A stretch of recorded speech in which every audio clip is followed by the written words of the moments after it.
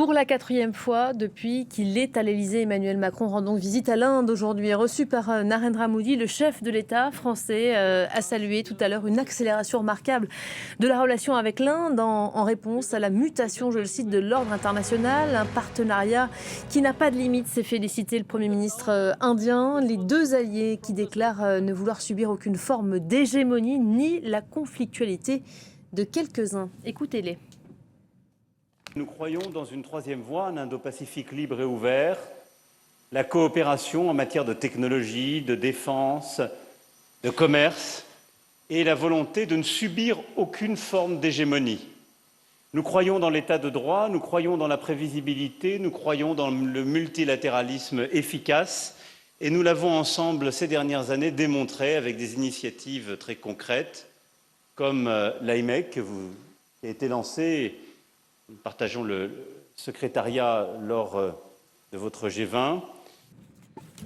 Quand on les entend comme ça, on a suivi cette prise de parole qui a duré une demi-heure à la mi-journée. Tout le monde a l'air très satisfait finalement de l'état de la relation. C'est ça qu'on va retenir aujourd'hui? Alors on va retenir ça, c'est vrai que la relation entre la France est caractérisée par sa stabilité, c'est ce qu'a souligné Emmanuel Macron. C'est vrai aussi que les diplomates ont tendance à expliquer que l'Inde n'a pas d'alliés, elle n'a que des partenaires. La grande prudence de la diplomatie indienne qui tisse des liens un peu avec tout le monde, mais avec personne en particulier. Mais c'est vrai qu'avec la France, cette alliance, ou en tout cas ce partenariat, est souvent pointé comme étant extrêmement solide. Alors c'est vrai que aujourd'hui Emmanuel Macron est en Inde avec une cohorte de chefs d'entreprise extrêmement nombreux. On va parler dans quelques instants de ce deal sur la vente d'avions de combat français.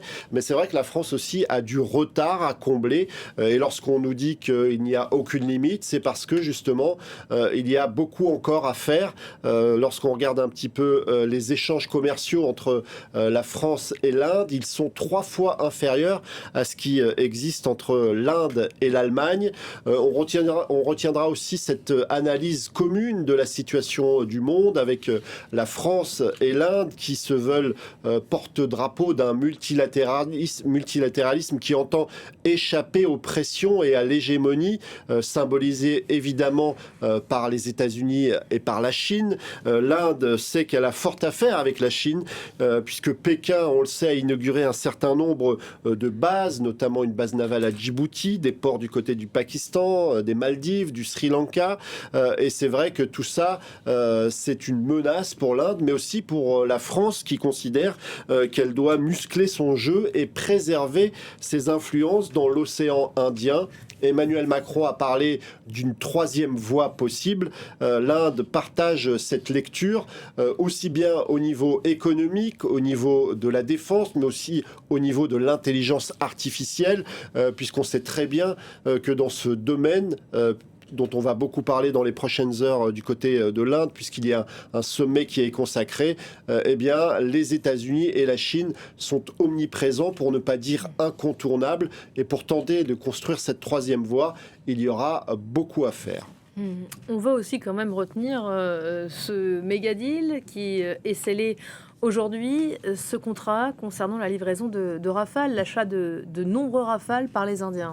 Alors l'achat de nombreux Rafales, mais ce n'est pas la première fois que les Indiens achètent des Rafales. Il faut y voir une volonté pragmatique de la part de l'Inde. C'est vrai que c'est le plus gros contrat jamais signé par Dassault Aviation. Ça représente à peu près 33 milliards de dollars pour 114 Rafales. Mais dès 2015, eh bien, l'Inde avait fait une commande de 36 Rafales. En 2025, 26 appareils pour la marine indienne. Et on peut se demander d'ailleurs comment va faire Dassault Aviation pour répondre à cette demande et construire aussi rapidement autant de Rafales. Je vous le disais, les Indiens sont pragmatiques.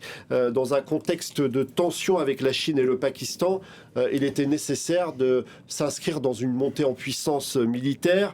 Et puis pragmatique aussi parce que ce sont des avions qu'ils connaissent déjà, qu'ils ont déjà commandés, que leurs pilotes connaissent déjà. Et ensuite, il y a déjà une maintenance. La maintenance de ces avions est déjà quelque chose que les Indiens savent faire.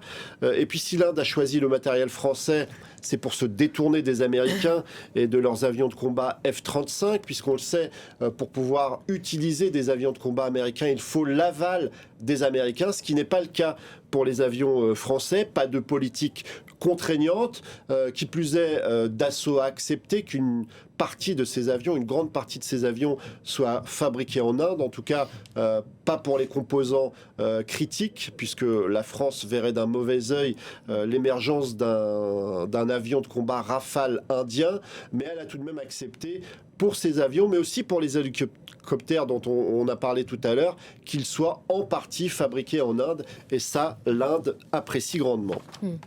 Toute cette séquence, elle intervient dans un contexte très particulier pour les Européens, parce qu'on courait il y a encore quelques semaines, finalement, ce méga deal de conclu de façon historique, après 20 ans de négociations, un méga deal conclu entre les Européens et l'Inde, et on a quand même le sentiment que tout s'est accéléré, concrétisé, grâce ou la faute aux Américains. Exactement, l'Inde qui est sous la pression américaine et ses tarifs douaniers mirobolants, l'Inde qui est aussi sous la pression de la Chine, et c'est sans doute cette double pression entre le marteau et l'enclume qui a poussé l'Inde à se jeter dans les bras de l'Europe, alors que eh bien, cet accord que vous évoquez avait du mal à se concrétiser depuis des années et des années. On connaît la tendance parfois frileuse, voire protectionniste de l'Inde, mais cette fois-ci, cet accord présenté par Ursula von der Leyen comme majeur, comme la mère de tous les accords, va prendre forme.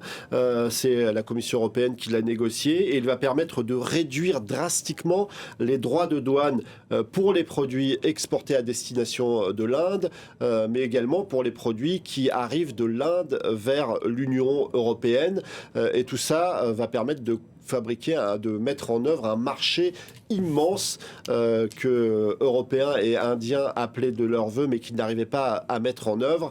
L'Europe qui a laissé de côté un certain nombre de sujets qui fâchent, notamment les droits des minorités en Inde, ou encore la question de la proximité relative de l'Inde avec la Russie. Merci beaucoup Karim de nous avoir accompagnés sur cette séquence longue.